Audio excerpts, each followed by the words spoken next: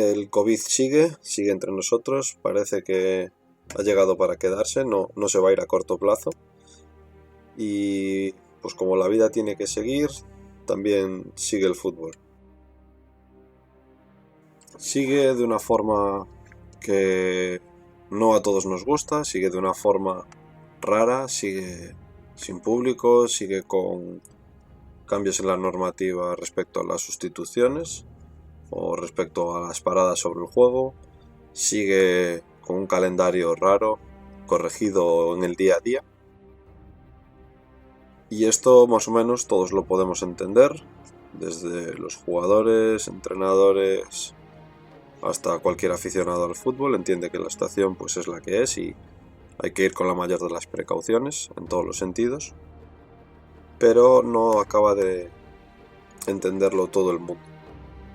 Hay algunas personas que en esto han visto su negocio tambalearse, hay algunas personas que han visto en esto una oportunidad de aprovecharse y sin duda han ido a por ello.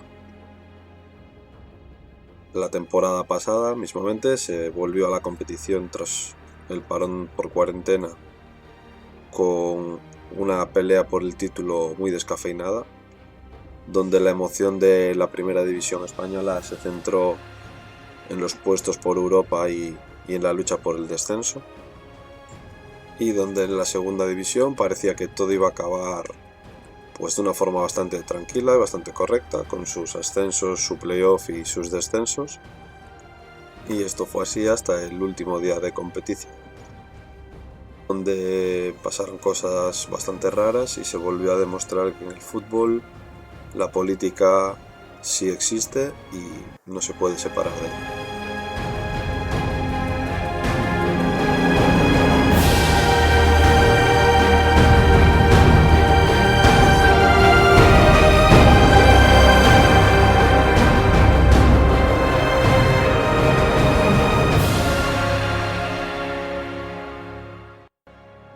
Para comenzar este apartado de introductorio de fútbol y política, vamos a comenzar dando datos sobre diferentes clubes españoles y la tendencia política de sus aficionados, que no tiene que relacionarse directamente con la ideología o la posición política del club al que representa esa afición, pero sí muchas veces nos va a dar una idea de por dónde van los tiros. Un estudio realizado por el CIS en el año 2014 arrojó datos sobre la simpatía por los equipos de fútbol y la tendencia política de sus aficionados, nombrando a los tres principales equipos de España, Madrid, Barcelona y Atlético. Encontramos datos como que, por ejemplo, el 63,1% de los encuestados que dicen ser seguidores del Real Madrid se consideran votantes de derechas. El 75,6% de los encuestados que son aficionados al FC Barcelona se consideran de izquierdas y muchos con carácter independentista. Y encontramos que el 70% de los encuestados del Atlético de Madrid se encuentran en una posición de centro-derecha, aunque también tienen una ligera tendencia hacia la izquierda, lo que nos puede decir que esa afición está ligeramente dividida en cuanto a opinión política. En esta misma encuesta podemos encontrar algunos otros datos que nos dan aficiones mayoritariamente de derechas, como pueden ser la del Español, la del Sporting de Gijón o la del Sevilla. También encontramos aficiones que son con una ligera tendencia más a la izquierda, como pueden ser la del Athletic Club de Bilbao, la del Eibar o la del Celta de Vigo. Y encontramos aficiones que son de políticas más centralistas, como puede ser el Tenerife, el Betis o el Valencia. Este mismo estudio nos dio datos sobre la clase social a la que se pertenece y la tendencia de apoyo a un club o a otro. Esto arrojó datos bastante curiosos, como que por ejemplo las personas de clase alta y media alta suelen ser aficionados del Barcelona, también que los que son clase media o media baja apoyan al Atlético de Madrid, y curiosamente, sobre todo casi la mitad de los encuestados de clase baja son seguidores o apoyan al Real Madrid.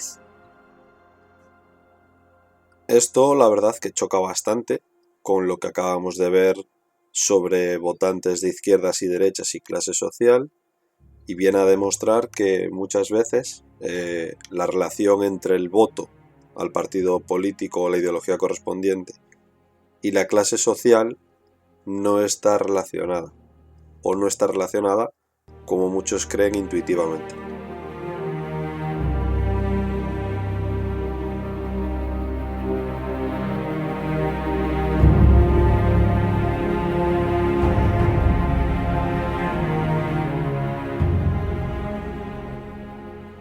El fútbol está lleno de historias donde la política se mezcla con la pelota, y hoy vamos a contaros algunas de ellas.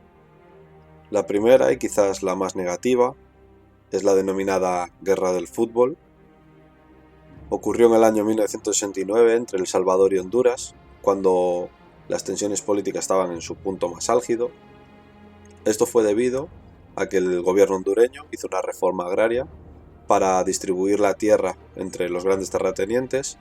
Para ello expropiaron tierras de campesinos salvadoreños que habían emigrado al país varios años antes. Esto provocó que los salvadoreños tuvieran que volver a su país en una emigración masiva, y justo sucedió en el momento en el que las dos selecciones se jugaban el clasificación al Mundial de México de 1970. De este enfrentamiento salió victorioso El Salvador, que se clasificaba por primera vez en su historia a un mundial, y tan solo 2 semanas después estalló la guerra, un conflicto que duró 100 horas, pero dejó más de 6.000 muertos y 20.000 heridos. En esta denominada Guerra del Fútbol fue un partido lo que colmó el vaso para que esta guerra tan cruel y violenta estallara. Pero la política no siempre ha sido negativa en el fútbol, a veces ha servido para relajar tensiones entre dos países, como fue el caso de Irán y Estados Unidos en el Mundial de 1998 en Francia. En este Mundial se enfrentaban los dos países en fase de grupos, en medio de una tensión política muy grande, debido a la toma de rehenes por el gobierno iraní en la embajada de Estados Unidos de bastantes diplomáticos norteamericanos. Años de tensiones políticas que acabaron desencadenando en una rotura de relaciones diplomáticas entre ambos países. Y el gesto bonito fue que justo antes del partido, y en medio de una carga política tremenda en él, los jugadores repartieron flores y tuvieron un gesto para aliviar tensiones, que fue muy bien visto por la política internacional, y en el que los jugadores dijeron al acabar: hicimos más en 90 minutos que los políticos en los últimos 20 años. Nos movemos ahora a Bélgica, en Ypres, Navidad de 1914, en medio de la Primera Guerra Mundial, y tenemos lo que se conoció como la Tregua de Navidad. En esta tregua, ingleses y alemanes hicieron un alto al fuego para decidir celebrar la Nochebuena. Todo empezó con un intercambio de villancicos, salir del escondite, tomar unas copas, compartir cigarrillos, incluso algunos botones de uniformes, y esto acabó con un partido de fútbol que quedó 3-2 a favor de los alemanes, y que ha sido un gesto histórico que sigue sorprendiendo a todo el mundo más de 100 años después. Por último, vamos a hablar de un club que tiene más de 100 años de historia, seguramente conocido por todos, un club que nace de un barrio de Hamburgo. Este club es el St. Pauli, y es un club que no tiene grandes títulos, juega en la segunda división alemana y sin embargo tiene más de 20 millones de seguidores alrededor del mundo. ¿Y esto a qué se debe? Pues se debe a la relación que tiene con su masa social, por ser un club abiertamente antifascista y antirracista, por ser un club que apadrina derechos de la comunidad LGTB, También además decidieron varias veces cobijar refugiados, apadrinar a clubes en riesgo de desaparición y en definitiva formar parte íntegra de la comunidad a la que pertenecen en apoyo sobre todo a causas sociales.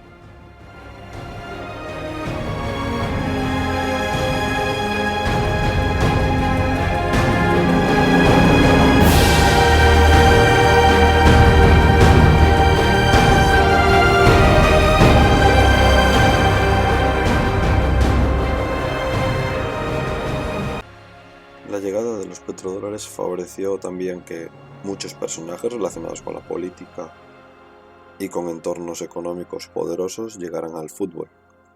Esto ha convertido a algunos clubes en escaparates políticos buenos e importantes con los cuales sacar tajada. Por esto mismo, algunos clubes, los casos más destacados seguramente sean el Manchester City y el Paris Saint-Germain, que son de los grandes clubes a nivel mundial y de los favoritos para ganar todas las competiciones, estén tan desarraigados a su cultura y a su zona de influencia o con sus aficionados.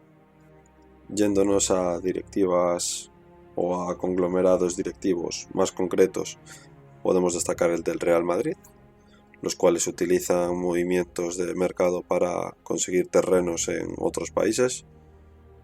El AC Milán, con Silvio Berlusconi, el cual utiliza el club como escaparate político y para sacar tajada en su campaña electoral. O, como mencionamos al principio del podcast en la introducción, dirigentes de ligas que tienen influencia sobre clubes y a los cuales buscan por todos los medios favorecer. Tenemos tantos casos como querramos buscar de personajes que tienen influencia en la economía o en la política, que están íntimamente relacionados con el mundo del fútbol. Incluso los propios clubes tienen adalices políticos. En España, sin ir más lejos, muchos de los clubes tienen antes de su nombre la denominación real, con una correspondiente corona borbónica en el escudo. Los que no la tienen otros símbolos, como pueden ser cruces santas o elementos característicos de la cultura de su zona, lo cual lo está identificando con una forma de pensar, con una forma de vivir, con una forma de sentir, y eso ya le está dando un matiz político. Y ya por último, pasa lo mismo con los futbolistas, los cuales hoy en día, debido a los medios de comunicación, las redes sociales, los aficionados, se ven obligados muchas veces a reservarse su opinión pública política para no sufrir vejaciones o para no sufrir comentarios negativos de otros clubes, de otras aficiones, de otros países. Todo esto por el simple hecho de que esos comentarios pueden cerrarle puertas de cara a un futuro club, pueden cerrarle puertas de cara a algún contrato de marketing o de patrocinio que tengan en su agenda. Y es por esto mismo que cada vez que un jugador sale a dar su opinión política, ya sea en favor o desacuerdo o alguna crítica concreta sobre algún acto de los entes gubernamentales, se le mire con recelo y se diga la frase: no hay que mezclar fútbol y política. Para finalizar, hoy nos despedimos con una frase de Eduardo Galeano que dice: en su vida un hombre puede cambiar de mujer, de partido político o de religión, pero no puede cambiar de equipo de fútbol. Muchas gracias a todos por estar ahí, por formar parte de nuestro fútbol. Un saludo y hasta pronto.